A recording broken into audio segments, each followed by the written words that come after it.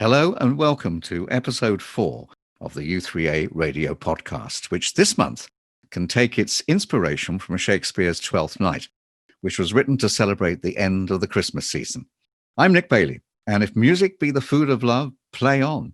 We certainly have music, where we sing for fun on Zoom, and we hear about a Comparisons in Classical Music group which has thrived in the virtual world. We have food, and we'll find out how becoming a vegetarian is not just a fad for the younger generation. We may think of it as being veganism, particularly as being a young, trendy, hipster type thing, but it really isn't. It's older people that are leading the way with this. And we have an incurable romantic as we tilt at windmills with the real Don Quixote. I was given the role of singing the great song, The Impossible Dream. But first, a question. Have you recently retired, or indeed are about to retire and want to know what to do with your time? Well, here's a course that could point you in the right direction. It's called Retiring with Attitude and is run by Carol Ellis and Julia South, who are from the Bromley and Sheffield u3as respectively.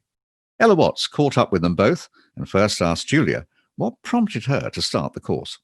Well, it came really out of my own personal experience of retirement.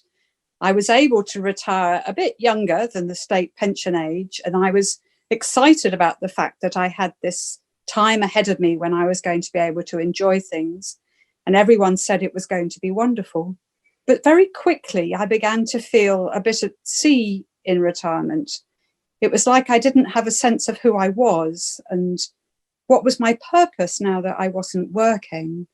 And at the same time, I felt a bit of guilt because here I was able to retire, but I wasn't actually enjoying it very much. So as I always would do with something that was a bit problematic, I turned to books. There must be a book that was going to help me through this. But most of the books about retirement are really to do with money.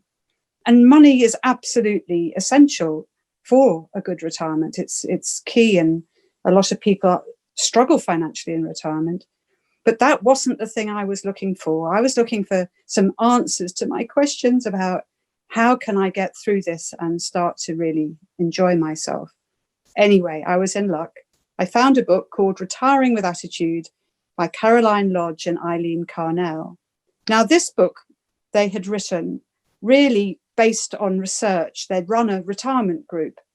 And what's brilliant about the book is that it addresses that it is a really major life change when you retire. It's a big transition, or even a series of transitions, and that you do have to search for and find a new identity as a retired person. It also talks about social connection and how crucial that is. And we get a great deal of social connection through work. Well, maybe not so much at the moment, but when people are going into a workplace, that's something that we get out of work, is meeting other people. So it's very strong about how we need to build new communities once we retire, because we still have that need for social connection. So I gave the book to my brother-in-law, who was also retiring, and he liked it. And then he suddenly announced that the authors were going to be doing a course in London, where he lives, and that he was going to go. It was a one-day course, and I was just filled with envy that he had this course to go to. And because I'm in Sheffield, I didn't think I'd go all the way down for the day. And I didn't really want to crowd my brother-in-law by arriving on his course. But it started the germ of an idea in my mind. Could I do some sort of course around the book? And I contacted the authors, and they have been hugely generous throughout. They're very happy that we're using their book as the basis of our course. And they said yes. And so I started to design a course around what I'd learned from the book. But rather than a day session, I did it over 6 weeks, because I thought really you wanted to be able to digest what was in the book and to experience things and experiment and come back and talk about them. So that's what I did. And people signed up and came along, and I could see very quickly just from their faces that the course was working for them, that people who did feel really quite stuck and unhappy about their retirement began to sort of find their way a lot more. And so then I thought, well, I shouldn't just keep this to myself. I would write about it for u3a. So I wrote a short piece which went into the Sources magazine. And that's how, in the end, I got to know Carol. Carol, how has the course developed over time? Well, as Julia mentioned, she wrote an article in Sources magazine, and that plopped through my letterbox at just the right time. I had just completed a house move to a new location, and I'd moved my elderly parents into residential care, and that had taken up an enormous amount of time. But suddenly I found myself with nothing that I had to do, and I felt a real sense of loss and lack of direction. So Julia's article really inspired me because I realized that her course was something I needed to follow.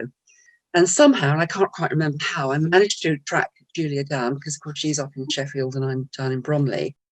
And she was incredibly generous. She volunteered to share all her material with me. So I was then able to go on and run the course in Bromley. And I added to some of Julia's material. And then subsequently together, we actually produced a script that could be offered to u3as across the country. And indeed, that's what happened. So I ran the course in Bromley, Julia had run it in Sheffield, but then other u3as in different parts of the country ran it, including in Northern Ireland. And we've even had inquiries from far afield as Australia. But what we did realise fairly quickly was that although some members were very keen to follow the course, they didn't feel confident enough to actually set up the course themselves or lead the course themselves. And so Julia and I started to discuss the possibility of developing some form of online course. And then, of course, the pandemic arrived, and this gave our plans increased impetus. Because although some might think, well, why would one do a retirement course during COVID when nobody can do anything? That really isn't true. Because in truth, most of us during the pandemic have had far more time to actually sit and explore and reflect on how we want to shape our retirement. And we've also become aware that there are many, many options, even when we are restricted in our movements. So there are many online learning opportunities, volunteering opportunities, social groups, and of course, many u3a subject groups who've moved online. But equally important, the course is a social experience. And that is especially important for us during restrictions when we're stuck in our home much of the time. The course, of course, is designed to be studied by small groups rather than individuals on their own, because Julia and I believe that learning takes place through group discussions and sharing of ideas and experience. So now the course is available online as a series of 6 video sessions that Julia and I have recorded. And these sessions can be viewed online in a group setting using a facility such as Zoom. One member of the group just needs to act as a Zoom host, but Julia and I actually lead the group. So we present all the material, and then during each session, there are pauses when we ask the Zoom host to pause the video. And during these pauses, we ask members to complete various exercises, which we provided. And then each exercise is followed by discussion. And the discussions are a really vitally important part of the course. So if anybody's interested in the course, it's really easy for a u3a, local u3a member to set up. All they need to do is to contact me and I send them all the details. And then they just need to speak to their committee. We provide advertisements for local newsletters and full guidance on how to set up a small Zoom group. Or when we're no longer living under restrictions, an in-house group where people can meet face-to-face. Please do contact me via email. And the email address is LTBR, so that's Lima Tango Bravo Romeo, u3a@outlook.com. LTBR u3a@outlook.com. Carol Ellis from Retiring with Attitude. Someone who certainly has no intention of retiring is the former West End singer Simon Gilbert, who at 83 is an active member of Barnet u3a and who earlier this year appeared on Britain's Got Talent singing The Impossible Dream. Peter Cliff asked him if he'd always been a singer. No, I was not. I started off working in London hotels and restaurants because that's what my parents thought I should be doing, because I was very good at French, so they thought I should become a chef. So you started off as a chef, and how did you get into singing? There were two reasons mainly. Firstly, that I had a singing voice when I was at school, which matured slowly in my early working life. And a friend of mine recommended that I audition for his teachers, his singing teachers. But I did, hesitatingly. I stayed with them for 5 years. And after 2 years, I got smitten by this singing thing. Thereafter, I found myself with a growing singing voice and a sudden urge to bring this across to more than one person. So gradually the singing voice was improving, and I was looking for opportunities where I might display my slowly growing ability. And that's how it all started. So did you go straight into the West End Theatre? I went straight into it.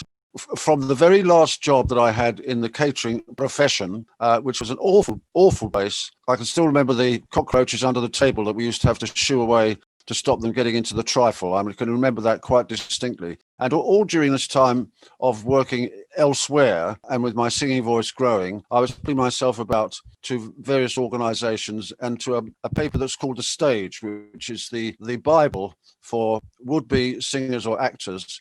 And through this process, on one day from this awful job, I got 2 auditions. One of them was Lilac Time, a lovely show, and the other one was Camelot. Who are the famous people that you've sang with? I think my first major talents that I was connected with would have been Joan Sutherland and Luciano Pavarotti when I did my 2 seasons for the Edinburgh Festival back in 1967. And whilst they were so-called stars, they were very simple, very, very simple people, as people often are at the top of the profession. Very, very easy to talk to. I say that guardedly because, in fact, Luciano Pavarotti was not quite so charming and great and gracious as Joan Sutherland was. He was rather reserved, rather antisocial. I suspect that it was probably because his English was not fantastic in those early days. But nonetheless, it appeared after I'd got to know him, singing a duet with him, I found it to be very simple, delightful experience with both those 2 people. You have sung with somebody, a name that we all know probably, but that was as an understudy, I believe. I met and became lead understudy to Ginger Rogers, famous singing and dancing star of the 40s and 50s with Fred Astaire. And I had the great good fortune to perform directly with her. We've heard somebody singing in a film, but I discovered, in fact, that person we thought it wasn't who we thought it was you. Is that true? Oh, well, that's right, yes.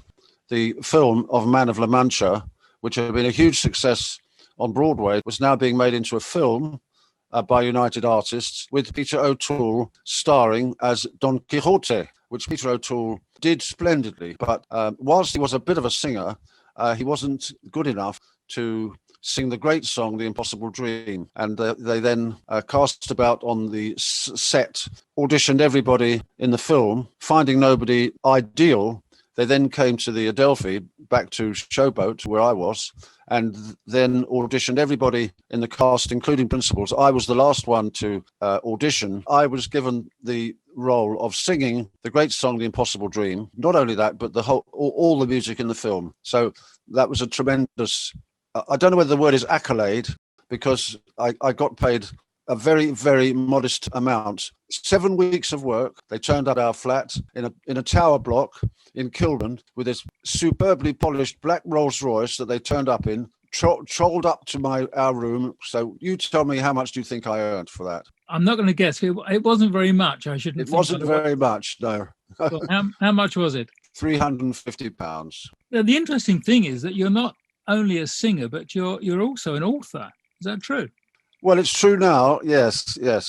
I was an author in waiting over a period of 10 years or so when I first decided to put my life into a book. It's a thing which a lot of people do. I hesitated for a long time, and subsequently my daughter said, "Dad, you've got to do it. You've got to do a book." So I eventually felt that I had to do it. For me now in my later years. Give us the title of the book so we can look it up. Reach for the Stars. Simon Gilbert. And here's a bit of trivia. Apparently, one of the reasons he was chosen for the Don Quixote role was that his singing voice matched the speaking voice of Peter O'Toole. Certainly, if you've seen the film, it appears seamless. And if you'd like a copy of Reach for the Stars, or indeed one of his CDs, You can get in touch with Simon at simon.sgp@googlemail.com. And he's also willing to give talks on his career via Zoom. As a singer, Simon would be the first to sympathize with anybody involved in choirs. Even if you're allowed to rehearse, there are certainly no live performances, and many choirs for the time being have been put on hold. An exception is a group called Singing for Fun, which is part of the Grantham u3a, and they meet on Zoom. The accompanist for the group is Judy Hadley, who in normal times would accompany the Grantham u3a singers led by John Down. But before we hear about Singing for Fun, Ella Watts wanted to know about Judy's musical background.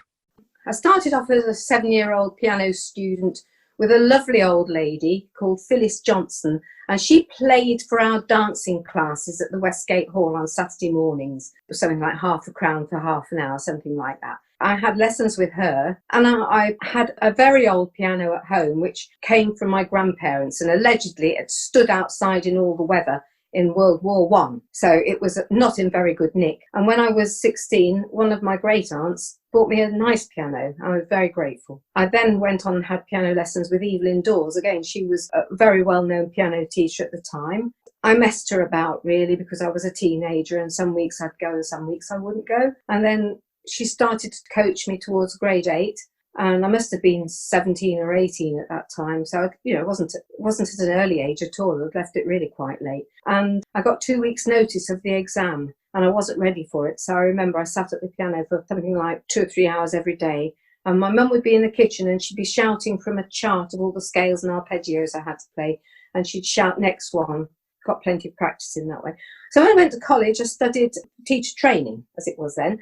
And first year, I couldn't have any piano lessons at all, even though I wanted to keep my music going, because they didn't do that. It was a wonderful college. It was all female, and we weren't even allowed to wear jeans. I mean, you could wear slacks on Saturday, but the rest of the time you had to look like young ladies. It was pretty strict. We never had a students' union or anything like that. So, I must have been out of my mind going there. However, I did 2 years of the teacher training, and then at the end of the second year, I got the chance to transfer onto the B.Ed course, and that was overseen by the University of Oxford. And the fourth year was at the university being taught at Exeter College. That was in English.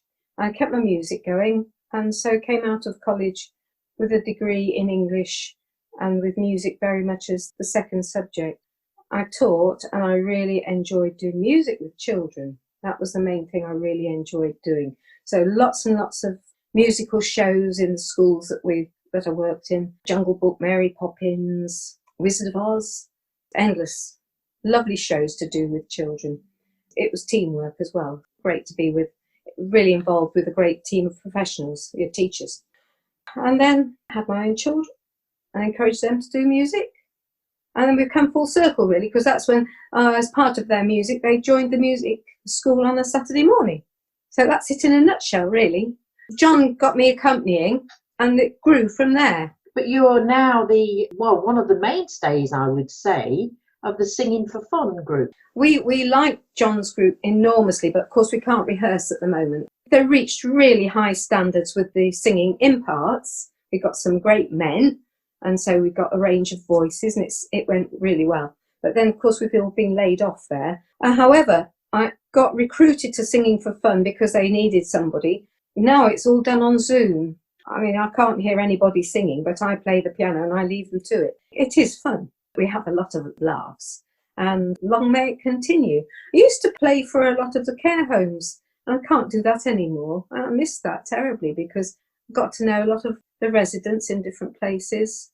There's a whole lot of people we've lost touch with, which is a tremendous shame. Judy Hadley, who has the unenviable task of accompanying a choir on Zoom. We stay with music, and if you're a classical music buff, you'll be used to comparing different performances of the great composers. And until lockdown, this is what the Harrow u3a was doing in their Comparisons in Music class. But instead of giving in to COVID, the class has managed to continue in a virtual world. The man who runs it is Tony Kay, and Ella Watts asked him if he'd always been interested in music. When I was at school, I was torn between science and music. I loved music, but also I love science, and science won out. So I pursued a scientific career, going off to university, got a degree in physics, and then I got a doctorate in astronomy. And I went straight from uni and I worked in the research and development labs of Kodak Limited in Harrow. I worked my way up, and that was very fortunate because that way I used to go and visit customers all over Europe. With the writing on the wall, with the demise of traditional photography, I took early retirement. And I thought, well, what can I do with my time when I did early retirement? And I joined the Royal Photographic Society. I became a trustee of the Royal Photographic Society. But my wife had been attending u3a. She said, oh, I've been going to psychology classes. They're quite good. I said, all right, I'll come along. Liked what I saw, and then I saw there was a couple of music groups, and even though I said I was torn between music and science as a youngster, music and a love of music has stayed with me my entire life, and so I joined two of the classical music classes that Harrow was offering. One of them in particular was called Comparisons in Music, and when the guy who ran that unfortunately got sepsis and then suffered from post-sepsis syndrome, he said, look, Tony, I can't guarantee I'll be well enough to run the class. Do you mind taking it over? And I thought that was a great honour. So that's what got me into looking after the Comparisons in Music class. So how did you decide to operate the Comparison in Music class at Harrow for the u3a?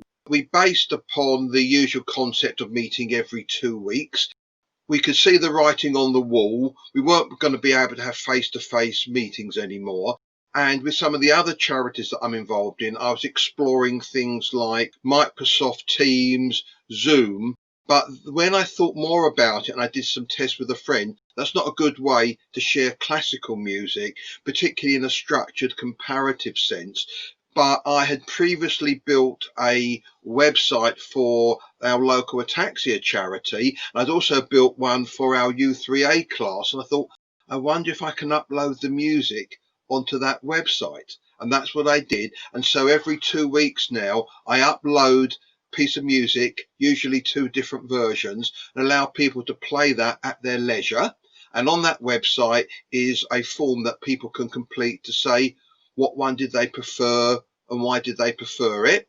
I collate that data and republish that onto the website. I did have a look at some of the reviews, and it's actually very intense. I mean, people not only choose the individual pieces of music from a choice of 2, they rate each movement as well. It may be because what we used to do before we went to a virtual environment, we used to sit in a semicircle, and at the end of each movement, we say to people, hey, Jerry, what did you think of that? And then we just go around in a circle and people would talk about what they heard and, which ones they preferred. So it was just taking that format that we had for bricks and mortar meetings and moving it into a virtual environment. Tony Kay from Harrow u3a. I've always thought that listening to music while cooking goes hand in hand. So to end this episode, we are joined by Alex Connell from Vegetarian for Life, a charity that supports older vegetarians and vegans. Alex was previously the principal tutor at the Vegetarian Society Cookery School, and Peter Cliff asked him why vegetarianism is on the increase.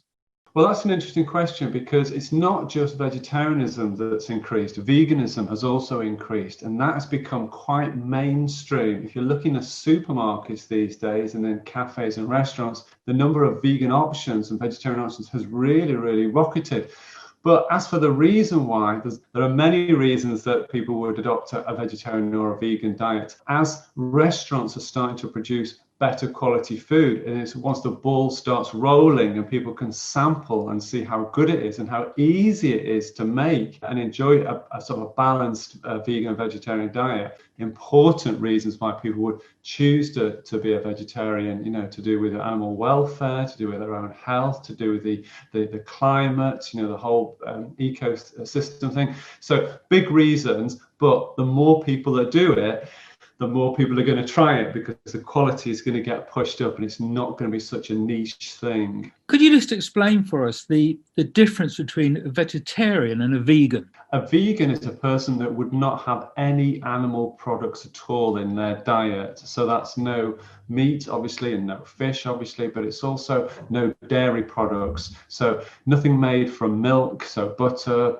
cheese, those sorts of things, and no eggs. And also vegans will exclude honey from their diet as well. Of course, it's a broad church. So some people may say, well, you know, I'm not going to have any eggs, but I'll have some milk. So you've always got to be a little bit careful when you are catering for someone to make sure that you give them what they want to eat. A vegetarian, or more specifically a vegan, how do they get things like protein, for example? The protein question does come up from time to time, and it's an old-fashioned thought that protein just comes from meat. Well, no one really believes it just comes from meat, but we have this idea of first-class protein and second-class protein, but that's kind of like a little bit old-fashioned now. You can get loads of protein from all sorts of different sources. So if you eat eggs, obviously eggs are a good source of protein. Cheese is a good source of protein. But beyond that, pulses, sort of going back to the basics. So beans, lentils, all fantastic sources of protein. Nuts, seeds, tofu, corn, and all these things are, you know, full of protein. Some people might say that veganism, vegetarianism, is a fad for young people. We may think of it as being, veganism particularly, as being a young, trendy, hipster type thing, but it really isn't. It's older people that are leading the way with this. They're the ones that are reducing their meat consumption more than the younger ones. But of course, everybody's doing it now. It really has become very, very popular across the board. It really is, and older people are leading the way with this. Not just a fad for young people, then. Alex, you work for a charity which promotes vegetarian and vegan food. Could you tell us just a little bit about it? I work for a charity called Vegetarian for Life, and we support older vegetarians and vegans across the UK. You know, we've been running for about 8 years or so we're a relatively young charity. And part of the work that we do is to make sure that older people get a really good vegetarian or a vegan option wherever they are. So it may be that they're in a care home. So we will provide training for chefs that work in care homes who've got quite a tight budget, and they've got to make sure that things are specifically geared for an older person's diet in terms of nutrition. So we would provide training for chefs across the country. Now, because of lockdown, we're doing this online and doing this live, but we're opening up our skills to lots of different groups as well. We're working with WI, for instance. We're doing lots of online stuff with them, but Age UK as well. So lots of different organisations. Now, I know that you have been involved with u3a. In fact, you've done some cookery demonstrations for u3a just before Christmas and just recently. So is that going to continue? I hope so, yeah. I mean, the first one I did was before Christmas, and we had initially we were going to have just 50 people watching, but it just sold out, booked out really quickly. So they increased it, and then in the new year to 100 people watching. So that's absolutely fantastic. So I really do hope that we continue to do more demonstrations throughout the year. So hopefully we'll be doing a lot more with u3a. I suppose it's very easy to think of vegetarian food being sort of summer food. I know that you proved that wrong because you did some very, very interesting festive and winter cookery. You're saying that vegetarian food can be just as healthy and warming in the winter as it is in the summer. Some people still have a few preconceptions about vegetarian and vegan food, that it's not got protein, or it's a bit light, it's rabbit food, or whatever. People sort of have these ideas about food, but it really isn't. And if you think internationally about vegan and vegetarian food, you think all the lovely spice dishes that you get from India and Pakistan, predominantly vegetarian and have been for hundreds of years. It's, winter warmers, light summer salads, all sorts of things you can get. You shouldn't really put vegan food or vegetarian food into one one sort of class. You know, it can be everything and anything from being, you know, unhealthy if you want to try something that's sugary and sweet and high in fat, to something that is absolutely lean for, you know, for bodybuilders. I know which end of the spectrum I'm in, and it's not bodybuilding. That was Alex Connell, and his next live demonstration will be on the 25th of January, when he'll be cooking for Burns Night, including a vegan haggis. If you're interested, you can book now through the u3a website. But in the meantime, if you want advice and delicious recipes, including some winter warmers, you can visit vegetarianforlife.org.uk. And that's the podcast for January. But remember, if you've got a story to tell, or maybe there's an interesting group that started up in your area, we'd like to hear about it. Get in touch at communications@u3a.org.uk. My thanks, as always, to Peter Clift and Ella Watts for the interviews, and to Ella for producing the podcast. Until next time, this is Nick Bailey saying goodbye.